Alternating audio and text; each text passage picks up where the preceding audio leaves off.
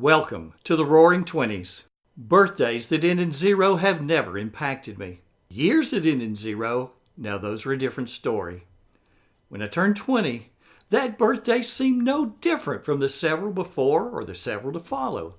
But 6 months later, when the calendar approached 1980, the feeling was profound and unforgettable.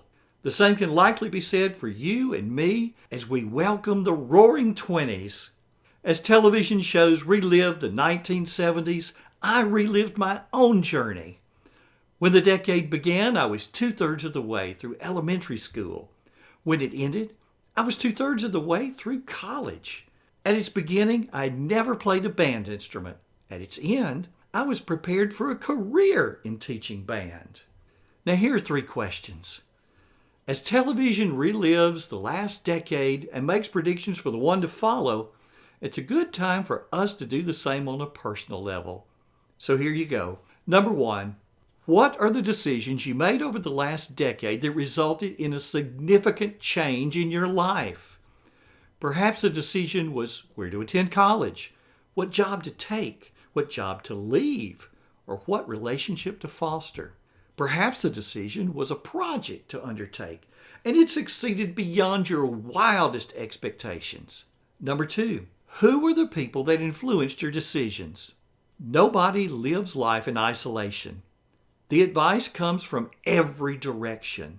And in a noisy world, the most important messages come not from a giant billboard, but from a whisper in the ear. So who are the people responsible for those whispers for you during the last decade? And number 3, what have you learned from the successes and failures of the last decade? You'll have an opportunity to use those lessons in the one ahead. Life runs in cycles. History repeats itself. I remember seeing a picture of my grandmother as a young woman in the roaring 20s of a century ago, complete with the dress typical of the time. It was an age that saw developments in the automobile, radio, telephone, and movies. It was a decade of economic prosperity, but one that ended in economic disaster. It was a decade in which each passing day put us farther from a world war, while at the same time, a day closer to yet another one. What about your own life cycles? In the 1965 book, Libraries of the Future, J.C.R. Licklider writes, people tend to overestimate what can be done in 1 year and to underestimate what can be done in 5 to 10 years. According to quoteinvestigator.com, Licklider disclaimed credit for the quote, but was referring to it as, quote, a modern maxim. It's one that's still relevant as we again welcome these Roaring Twenties. The decisions you make. You made some good decisions over the last 10 years. What were the circumstances that surrounded the very best? At the same time, what were the circumstances that led to the worst? Take what you learned and duplicate the circumstances that led to life-enhancing change. The people you meet. Who were the people who whispered in your ear and influenced the best outcomes in your life? Continue to listen to them and find more who are cut from that mold. Also learn to recognize the pretenders. They're the ones that seem to have your best interest at heart, but really they have their own agendas.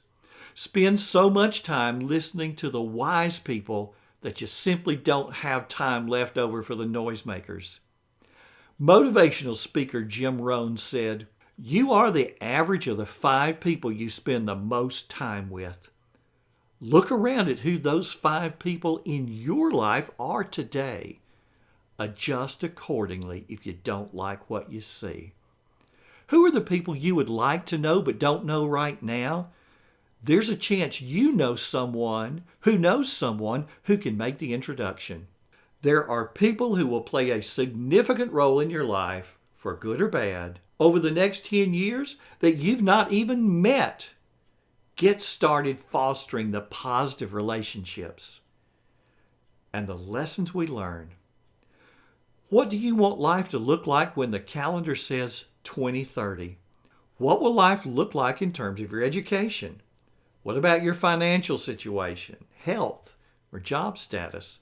If the answer to the question is, I don't know, then it's tough to make the decisions and foster the relationships that will get you there. Write a letter. In a blog post entitled Christmas Letters from the Future, I talked about writing a letter to yourself as if the coming year had now come to a close. I invite you to come over to the blog and search for the post Christmas Letters from the Future. There you'll find out how to write the letter, how to put it in your tickler file so that every month you see it again and you're reminded of the course that your future self wanted you to take over the next year. Little by little, you make those corrections that bring you more in line with the direction you wanted for yourself. The decade ahead is a book of blank pages. As we welcome the roaring 20s, what we write will be determined by the decisions we make, the people we meet, and the lessons we learn along the way. This has been Frank Buck. Thanks for listening.